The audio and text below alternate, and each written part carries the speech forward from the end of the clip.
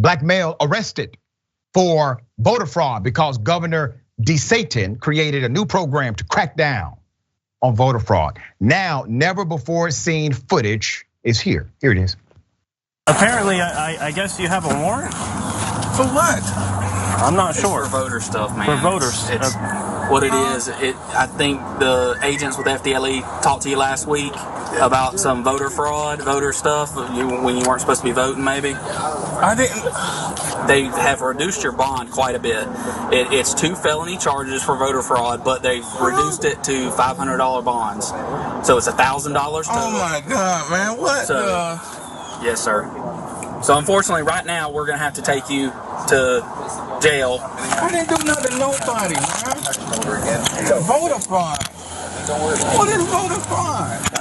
Voting when you're not supposed to, sir. Because of your sex offender status, you're not supposed to be voting. You don't have a non-support warrant. They didn't. Nobody. What is wrong with this state, man? Let's put up the picture of this citizen who was arrested by goons of the state. In never before seen footage obtained by the Tampa Bay Times and Miami Herald, we are now offered a glimpse into this program created by Governor Ron DeSantis out of Florida. Handcuffed in the back seat was 40-year-old Tony Patterson. He stewed over the situation, mentioning how his brother encouraged him to register to vote. Now, I want to remind you of something. The police, they explained up front, they have already reduced your bond. It's down to $500 for each felony. When was the last time you heard of a $500 bond for a felony? They're telling you this is not a serious crime at all, okay? Patterson said, and I quote, "I thought felons were able to vote. That's why I signed a petition for him. That's what I remember. Why would you let me vote if I wasn't able to vote?" Boom, exactly. Because they have the technology to check it on the front end. DeSantis has decided to only allow the check on the back end. Why, young brother? Because they wanted to have the scene they just did. Not for you, but to intimidate black folk all across Florida from participating and voting. Now, in other places like Georgia, for example, if you have a felony conviction on your record, you can still vote. You don't have to even get it restored unless it was a crime of moral turpitude. If you have a felony outside of a moral turpitude classification, once you serve your sentence, once you pay your fees and you no longer have parole, you can actually vote again in many states. So it can get confusing. There's more. As reported by the Tampa Bay Times, body-worn camera recorded by local police captured the confusion and outrage of Hillsborough County residents who found themselves in handcuffs for casting a ballot following investigations by Governor Ron DeSantis' new Office of Election Crimes and Security. There's more. August 18th, 18 arrests, all right? August 18th, you got 18 arrests conducted hours before Governor DeSantis called a news conference to tout his crackdown on alleged voter fraud. They were carried out by state police, accompanied by local law enforcement.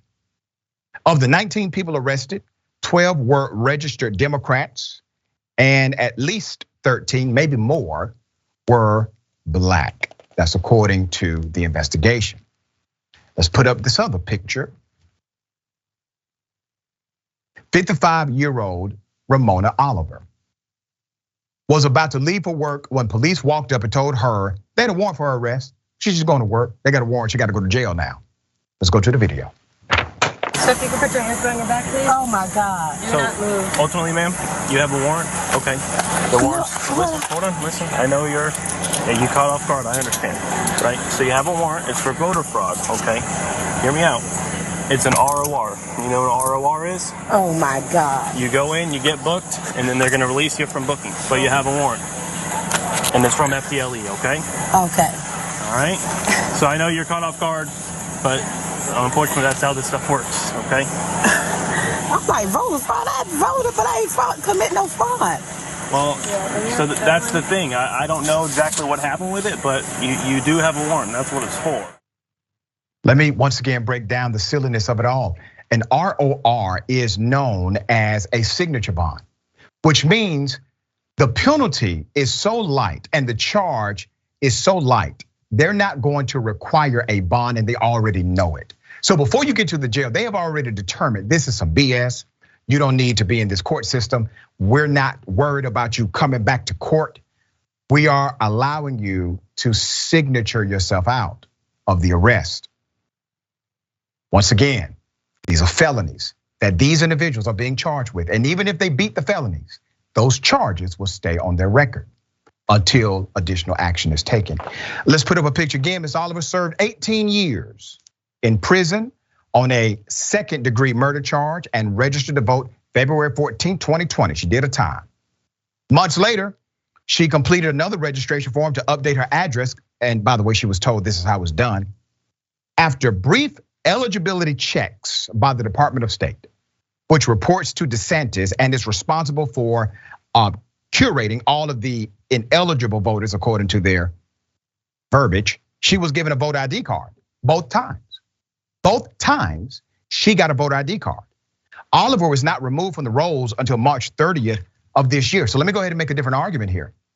Now you're engaged in either contributory negligence by the state, or if you're claiming that this was a crime, that means the state has become a co-conspirator in the criminal activity. That's what this means. There's more. Oliver and 19 others are facing up to 5 years in prison because of this ridiculous program created by DeSantis to do primarily what you just saw, scare people into not voting. All right, they are accused of violating a state law that doesn't allow people convicted of murder or felony sex offenses to automatically be able to vote after they complete their sentence. A 2018 state constitutional amendment that restored the right to vote to many felons excluded this group. However, the information did not permeate. They put no emphasis on the education of who could qualify, who would not.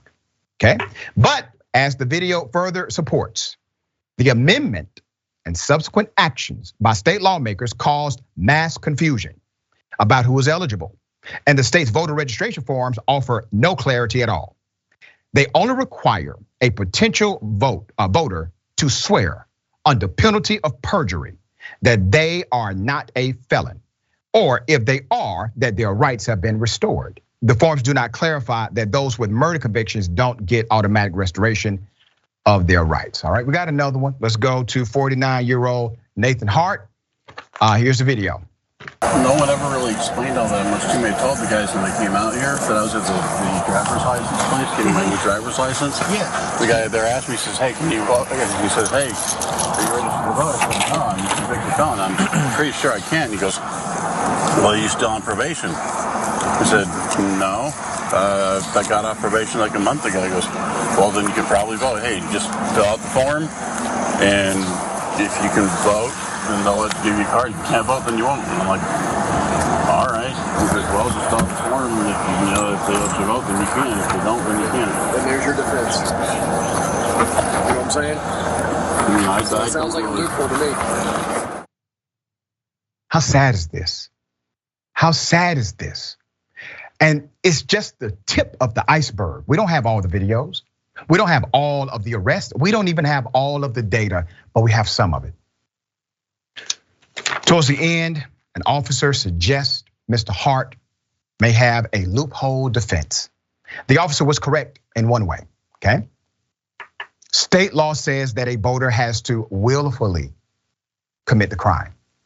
A hurdle that has forced some prosecutors not to charge ineligible voters. So what does this mean practically? You have to prove what's called mens rea, the criminal intent. In other words, it can't be a mistake. It cannot be an effort of good faith. You cannot be operating under bad advice and still be a criminal in this regard. Only if you knew that you should not have been registering or you should not have been voting, you knew it and you decided to do it as a criminal conduct issue. That's not the case with any of these charges, all right? Meanwhile, DeSantis only granting voting exemptions for Republican counties. Last Thursday, the governor of Florida, DeSantis, signed an executive order extending early voting days and allowing voters to send mail-in ballots from addresses not listed in their voting records. It also suspends some of the requirements for poll workers. This only goes into effect for about 1 million voters in Lee County, Charlotte, Sarasota. With these counties in particular, more than 450,000 of them are registered as Republicans. Voting rights groups had previously requested to Governor DeSantis extend the statewide voter registration deadline and to add more early voting days across the board. However, DeSantis said the decision to only accommodate 3 counties was based on the collective feedback of the supervisors of elections across the state and at the written request of the supervisors of elections in Charlotte, Lee, and Sarasota. Just so happens this is a large concentration of Republican voters. Just a coincidence, right, Governor? All right, Ben, the insanity of Florida continues to wow me week by week. What are your thoughts? Yeah, I mean, this is deeply infuriating because what is obviously happening is this trap, right? This is a trap that was intentionally set for voters to stop people from voting because, and this is something that Florida's been doing for a very, very long state. And I want to extend this to just beyond Florida because a lot of people will look at red states and say, oh, they keep voting for these terrible people, it's all their own fault. But think about it like this. In Mississippi, Alabama, and Tennessee, about 8% of the entire voting age population is denied the right to vote due to prior felony voting laws. 8%, that's almost 10%. That's almost 1 out of every 10 people in those states denied the right to vote due to prior felony voting laws. We know in the United States that our criminal justice system is racist and that police focus all their time and energy in racist ways. That this specifically was the Nixon administration, like their officials came out and said that the whole purpose behind the war on drugs was to stop black and brown folks from voting across the country. So then you go back to Florida. In Florida in the 2000 election, they wrongfully said that somewhere around like 20,000 black voters were felons, even though they weren't, just to stop them from voting in the 2000 election, right? And this is something that's been going on for a long time. And now the voters of Florida actually voted to say, no, we should get rid of these felony voting laws. People should be allowed to vote, even if they have a felony, if they've done their time,